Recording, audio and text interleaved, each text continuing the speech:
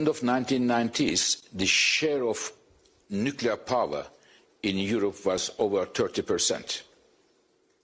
And then European countries, when this 30% comes down to about 15%. And now many of them is changing their policies late, but better that it never happened. The last example is Bundeskanzler Merz last week said that it was a strategic mistake for Europe.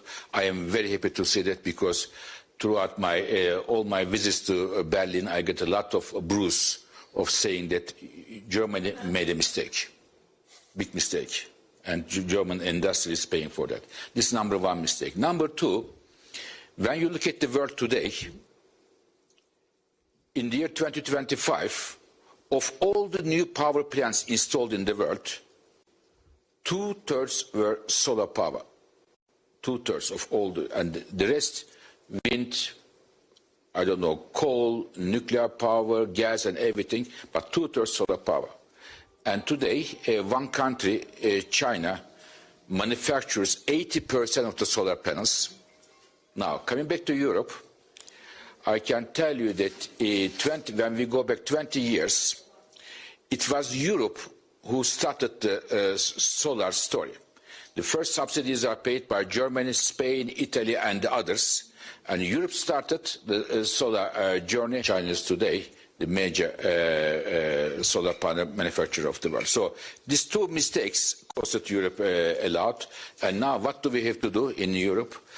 I think we have to see that when we look at the security of energy in Europe, Europe's other the goals, such as reaching our climate goals, but also at the same time being affordable, I see one future for Europe. Electrify everything. As much as you can electrify everything. Transportation, industry and so on. And for this, Europe needs the electricity master plan, how we are going to electrify it. And in order to do that, we have to do two things, in my view. One, grids. There's a big bottleneck there, we can talk a bit later. And the second, the pricing of electricity. How we are going to price electricity so that we can make it affordable for the consumers, for households, in the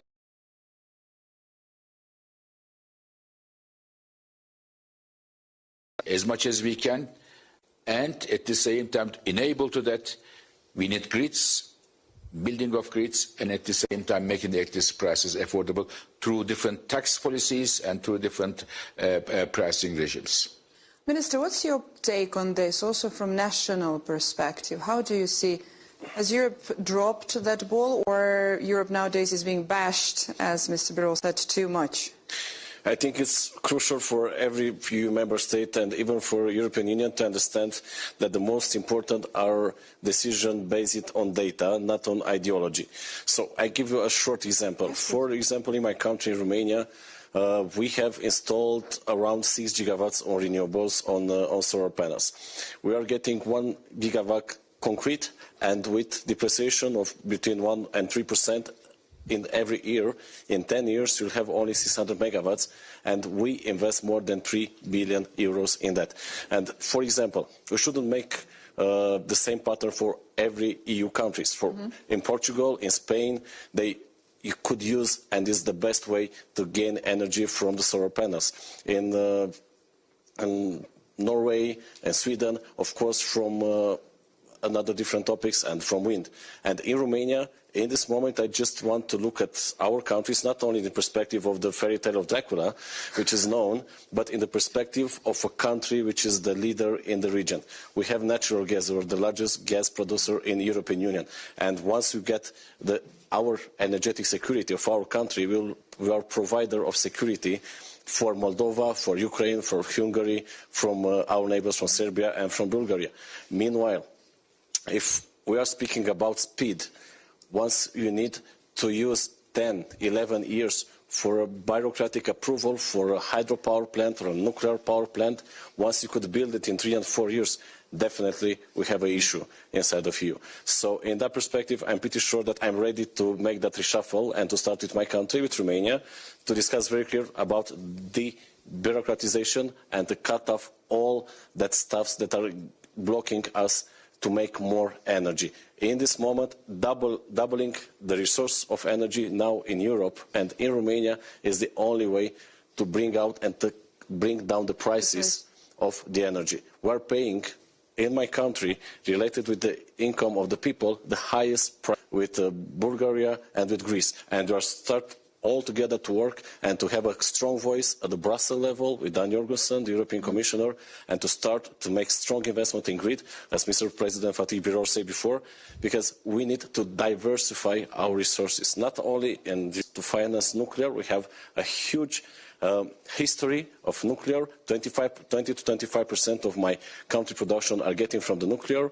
To get to hydropower plants, that's one of the best ways to bring cheap and baseline energy. And in that perspective, I just want to look at Romania as a country which starts to make that shift based on data, not on ideology, and making Romania a country which are not depending by the imports, a country which have as much energy to use and to bring to our neighbors. We'll have a strong Romania, a strong Bulgaria, a strong Greece, a strong Hungary, and so on will bring a strong European Union. Otherwise, if you're stuck in some ideas that everyone should put only wind or only solar panels, definitely we have an issue. That's one of the major aspects when we talk about the strategic autonomy that the European Union is envisioning when it comes to the energy sector. It's not, in my perspective, when I speak about energy, it's not about molecules or physics. It's about freedom of people. It's about democracy. And for example, we have that Russian blackmail, Moldova, Ukraine, starting with 2020, 2021, the entire Europe, and in this moment to support them to don't bring in a blackout in Ukraine. So we are making that, and we're a security provider for the region. But to have that role more, we should bring out all that bureaucratic procedures. We keep it what we should keep, but we need speed. We are competing, we are in a world competing with China, which have one of the most affordable prices of energy, with the Middle East side. Now we have our strategic partners from US with LNG and the vertical corridor to provide enough LNG for the entire Central and Eastern Europe to feed our industry. So in that matter should be very smart and very clear. And I'm ready to start with my country. I don't want to give example for others, start with Romania. Yeah. Ms. Borg, what's your take on this, especially when Fatih Birol and Minister just mentioned the speed that is needed and is not that there. You have a different perspective of that, right? What's your take? I think that although the topic for this conversation is if Europe can compete with clean power, I think that the question is rather the opposite. If we can compete, fossil fuels are much more expensive in Europe than they are in the US and China, because there is simply much more domestic production in US and China. So we are still importing 90% of the fossil fuels we are consuming in Europe, and we're doing that at a value of 400 billion euros every year. So I think that, it's very difficult to be competitive on those premises. And at the same time, I'm very hopeful because I think we are moving in a quite high pace. And Fatih gave some good examples of how fast this transition is happening. And that is only over the last 20 years. And we are actually living in the middle of that transition. And we have been reshaping our business, but also the markets that we are active in. And although that reshaping in Europe has been so far a lot around offshore wind, onshore wind, a bit of solar as well, etc., I think that we really need to leverage the strengths we have in order to do this much faster.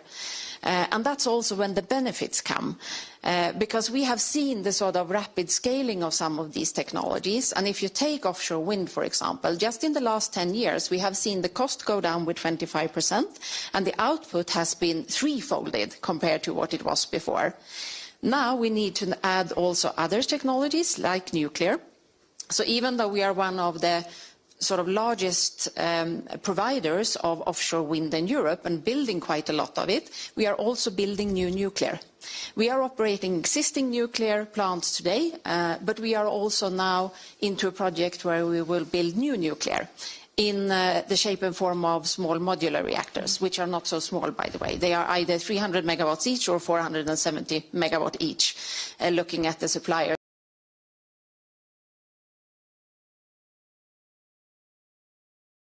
In that development. So we will need all the fossil-free technologies that we can get our hands on, but it is important to understand that European economy can in the long run only be competitive if we phase out the fossil fuels. And I think that we actually have really good prerequisites to do that from more than an energy perspective, because this energy is going to be used by industrial players and by households in the end. And I think we have some leading industrial players.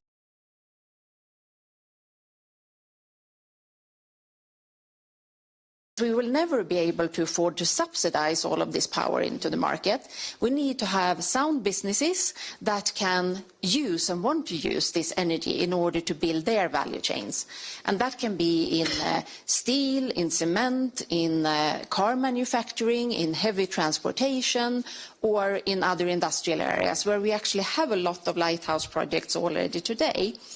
So I'm very optimistic when it comes to not only being able to transform the energy system, but to actually be able to unlock all the business opportunities that will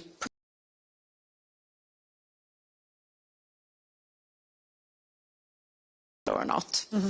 And I think it's important to say that large technological shifts or transformations, they are rarely straightforward. Of course, there will be a bit of ups and downs, but the direction is very clear. And the bubble is not green, it's brown. You know, the fossil fuels will not be there in the end. So if you're looking for a bubble, that's where you need to look. I fully respect that this transition will take time and have its challenges, but that is where we will end up. And I think to do that and scale fast enough then, back to your origin of the question and the scaling, I think that we need to steer away from this brown bubble and make sure that we can lead rather than lag. And three things are needed to do that. We need stable and credible policy frameworks, because that will reduce the risks for all of us investing in this business. And it will unlock capital that are willing to go in here. And I know that because we speak to the capital market basically every week, and we know what it takes in order for them to invest in our projects. Secondly, we need to remember that we are not just building assets, we are building systems. So we need to make sure we don't put all our efforts into one part of the system, only to the clean industries, or only into electricity generation, or only into grids. But I agree that grids goes first right now. So we need to sort of make sure we have a system perspective. And lastly, we need to safeguard efficient markets, because only that will provide sound business models, cross-value chains in the end, and that's how you build prosperous, competitive businesses going forward. So I think we have all the prerequisites to do that, but we need to do it. And we need to do it faster than it is happening.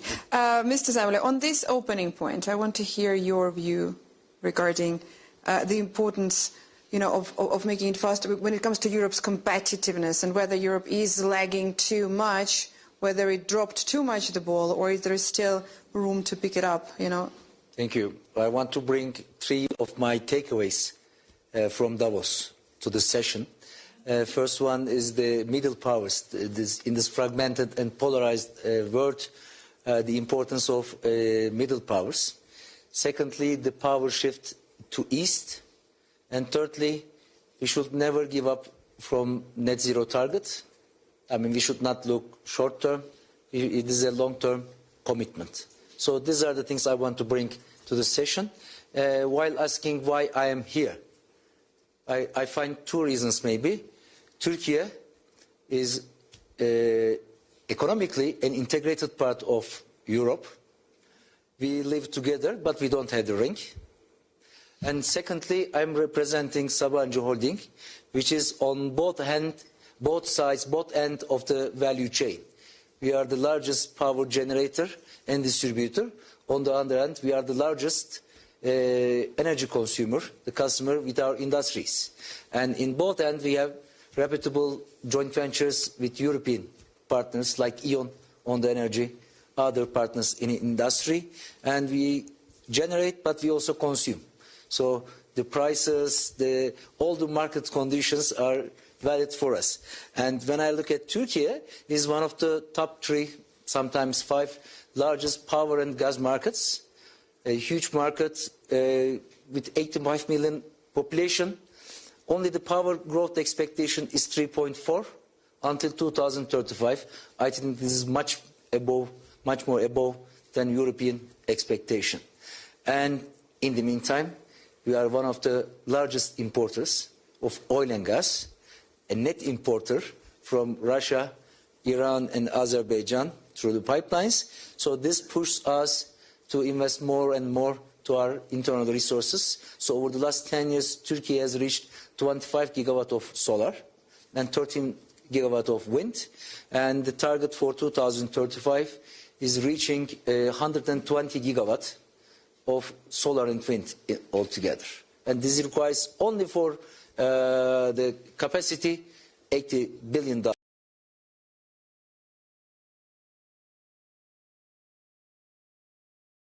And there we have to be pragmatic. I mean, before the session, I heard the word from Minister, and pragmatism, this is what we have to do in this world. I will also bring it to Europe, because Turkey has speed up the permission processes.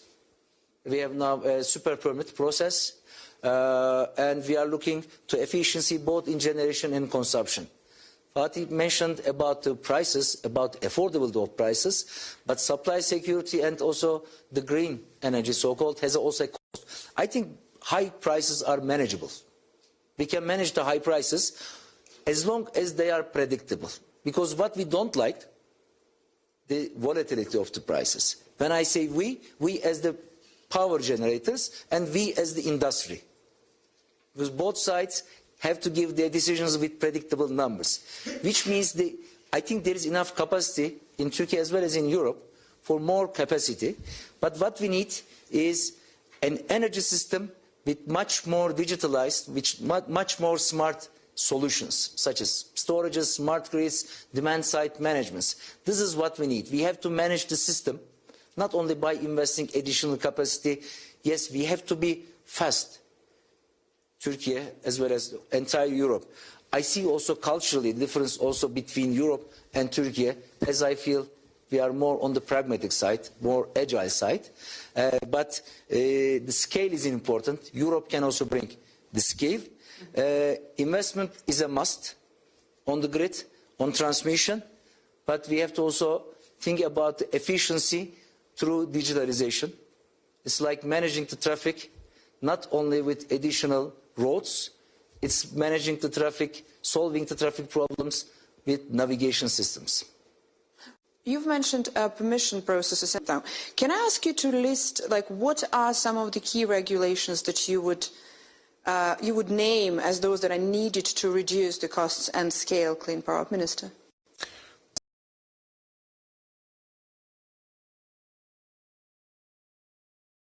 Around 25%, the highest price of the gas. So that is unaffordable for industry, and that should be started with 2026. And I think that discussion should be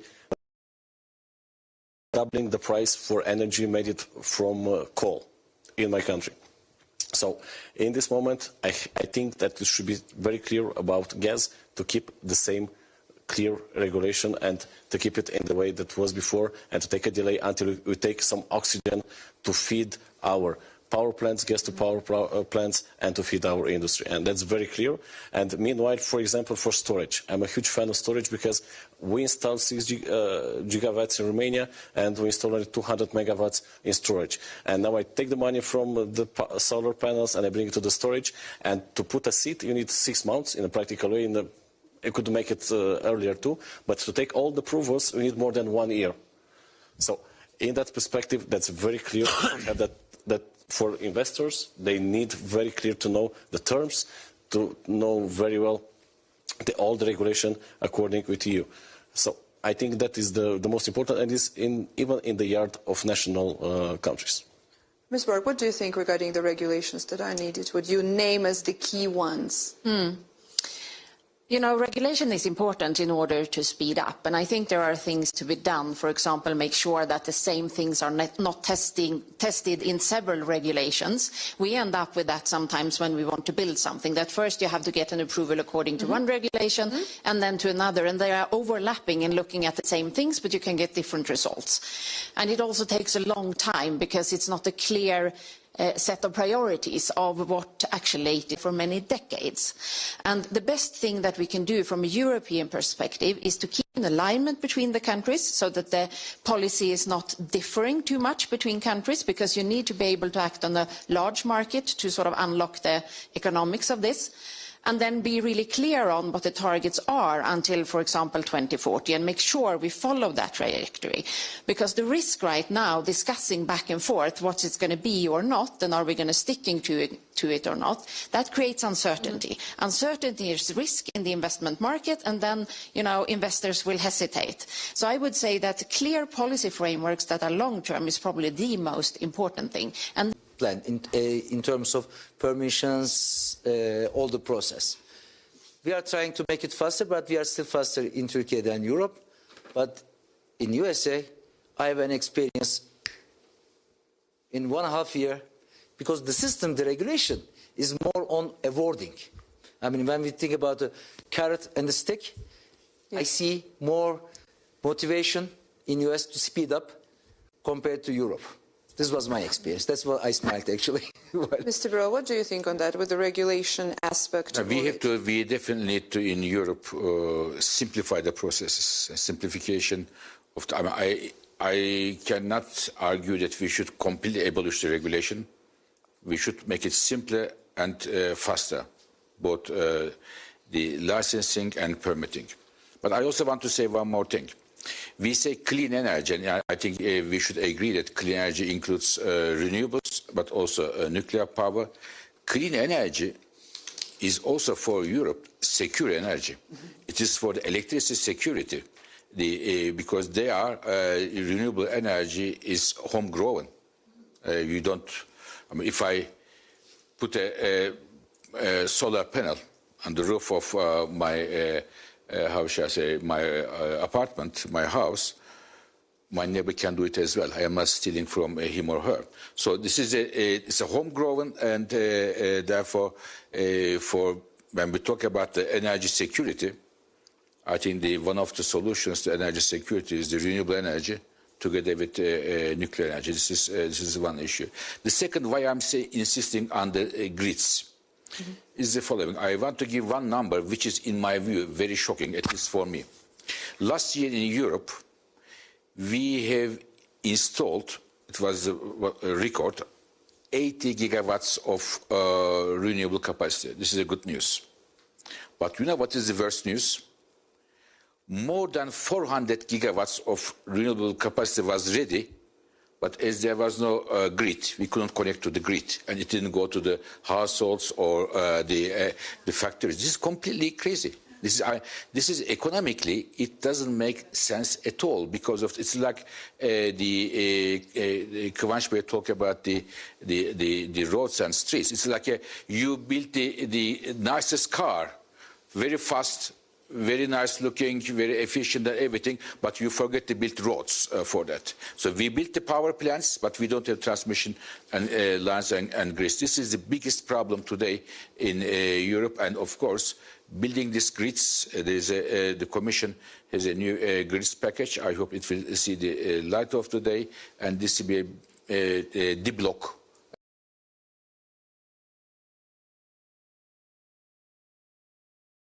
A barrier in front of the electrification of European economy.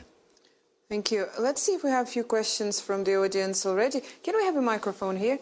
No, first madam behind you, please. Just we're going to analysts to hear their different perspectives.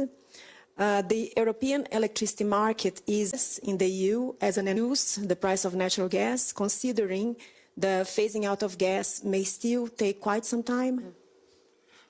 Good news is the following. Natural gas prices, international natural gas prices are coming down.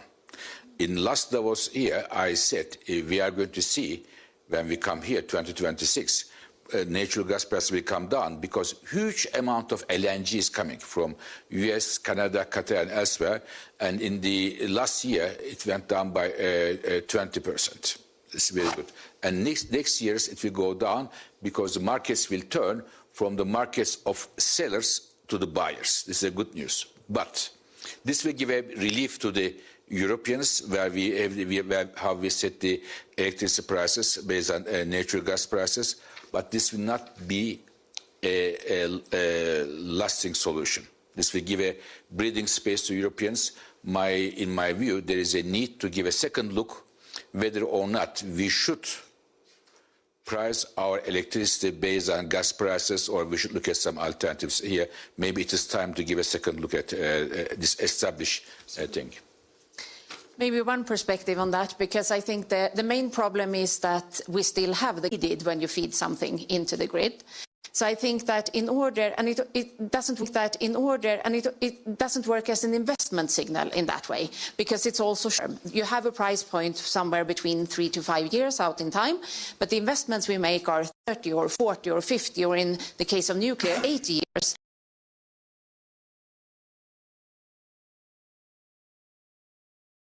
Therefore, we need other instruments. And I would like to give one example, because I think that the risk-sharing model for nuclear that the Swedish government is now providing to us as investors and energy operators is very, very valuable, because that takes into consideration both the pricing of the energy, the risk that you take, but also the value that the nuclear is bringing to the market. And that makes it possible for private market investors to invest in this project. And if I can just say one word about that, we are building a cluster of small modular reactors at the site where we already have traditional large-scale.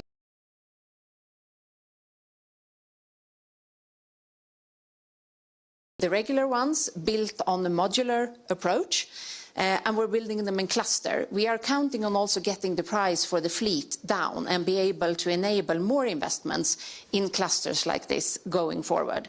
And the fact that that risk-sharing model is there is the reason we can go forward with this project. It's also the reason that we have been able to partner up with an industry consortium consisting of 9 large industrial companies that have a global business, but many of them have a big business. Countries, because in this moment you are cut off the resources from Russia, the gas from Russia. We are the largest producer of gas in the European Union, Romania, and in this moment we are playing to figure a way how we could bring more resources of gas and LNG from US through the vertical corridor in Greece, in Bulgaria, Romania, and to our neighbors. And for example, once we have more liquidity in the market, definitely we'll figure out how to bring down the price, because I take a very clear example. In 1975, 70% of the energy from the world were supplied by the fossil fuels, gas and oil. Today, in 2026 now, we are getting 84% from fossil oil. So I think that market will grow and will grow and will grow. And once we have more resources, definitely we can speak about a way to bring down the prices. I give the example in my country. In 2022, we have a huge spike of the price of energy, and the government said to close that margin around 25 euros per kilowatt and per megawatt. And in this moment, we're ready to bring out that measure, because we have in the market lower prices than the cap which are setting 4 years ago. So once we get more liquidity, definitely go down with the prices, and we diversify our source of gas. We are not more dependent only by Russian gas. Do you want to pick up on that? I agree with all the comments, especially in the integration of the markets. Europe is well connected, and Turkey is also connected through gas and power. Yes, the merit order in the market price mechanism has been criticized also during this COVID period, and there has been some technology-based cap pricing has been applied. I think it is not about the price level only. It's about the predictability, because we are also sitting on both ends, generating power, so we invest in power generation, but we invest in the heavy industries with high energy consumption. And there we have to also calculate the cost. What we need is predictability, and it comes from the liquidity, and it comes in a bigger scale, the prices go down. So I value, that's why the importance of the integration of the markets. And definitely, as a last word, I mean, grid is the key, is the really backbone of the solution. Let's take one more. Yeah, we have a question here from the first row. Can you wait a second, please? We're going to bring you the microphone, and I'm going to ask you to stand up and introduce yourself, please.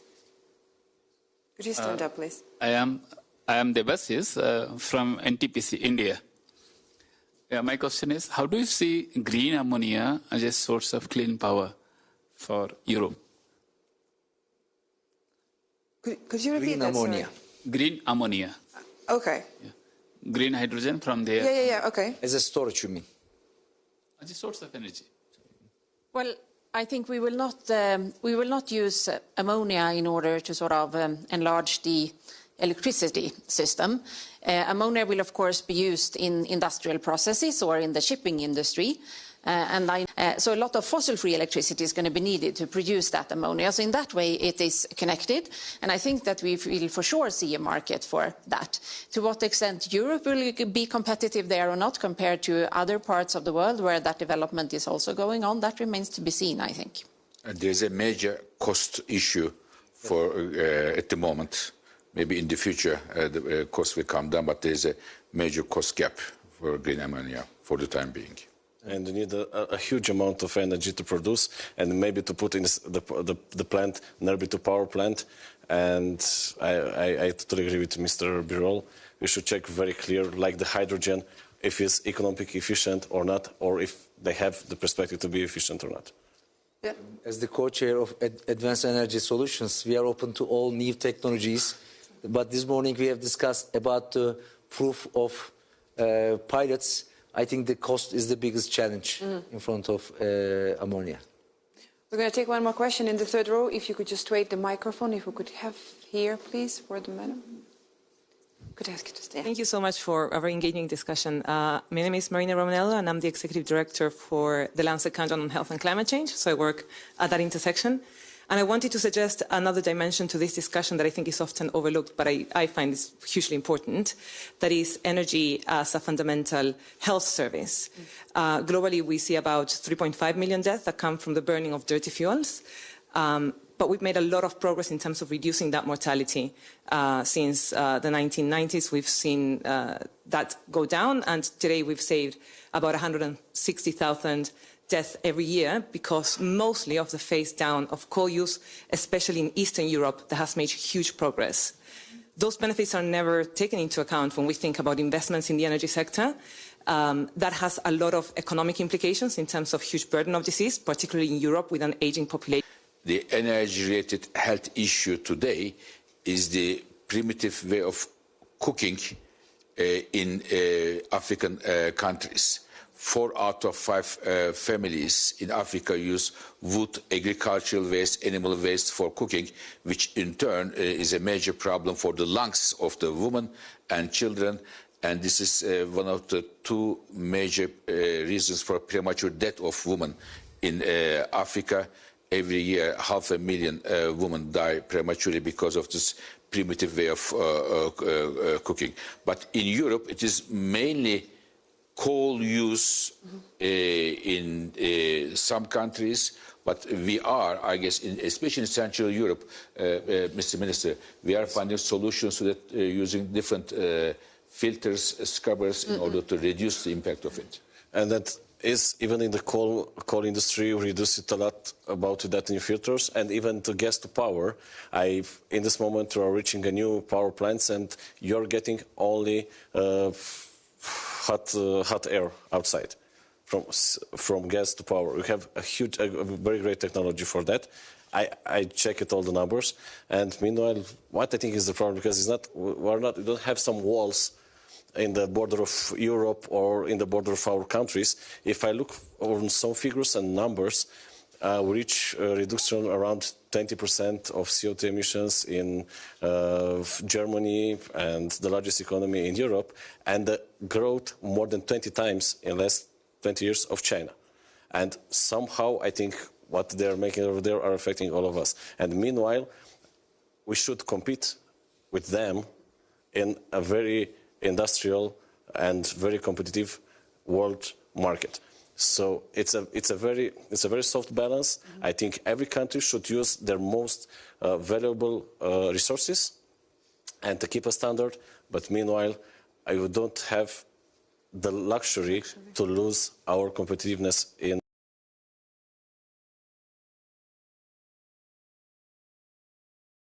I'm the youngest Minister of Energy from Europe. I really believe that our generation will make a clear shift to the next generation, of course using renewables, but using the pragmatism and to have a very, very good legacy for the next generation. Yes, Ms. Burr. Yes. I actually would like to say that we have as a strategy to enable fossil freedom, and we are in the midst of a journey and where we are now clearly on the way to net zero for 2040. And I'm not going to dwell on that because that's a seminar of its own. But what I would like to say that is not our sustainability strategy, it's our business strategy. But it is a sustainable business strategy because I'm absolutely convinced that it will cost to be an emitter in some shape or form. And we might not see the pricing effects of that in the market mechanism all the time, but it will either be there in the shape and form of emission certificates, taxes, or paying for the consequences of climate change.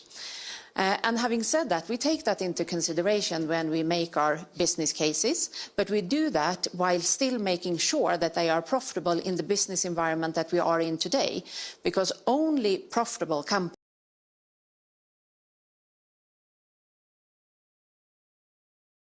about defense and security and resilience. It's about environment and health and climate change, and it's about resource efficiency. And if you start to look at all of these perspectives, you can actually find the good business cases where this makes sense, both from a climate and environmental and health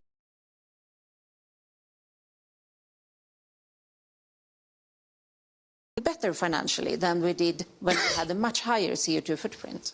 Yes, please, briefly. Just one word. Please. It's all about humanizing energy, because we need the energy transition for human, for their health, for their wealth, and for their skills, for their development. Thank you very much for the speakers. Thank you for the audience. Thanks for the questions. We're going to think of those sessions for next time.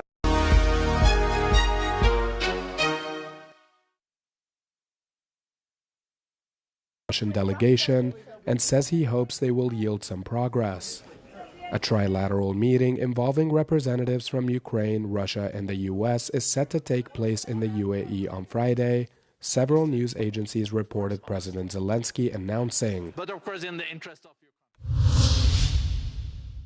Thank you so much. Euronews caught up with the European Union's Commissioner for Enlargement at the World Economic Forum in Davos, where Ukraine's EU membership bid is sitting high on the agenda.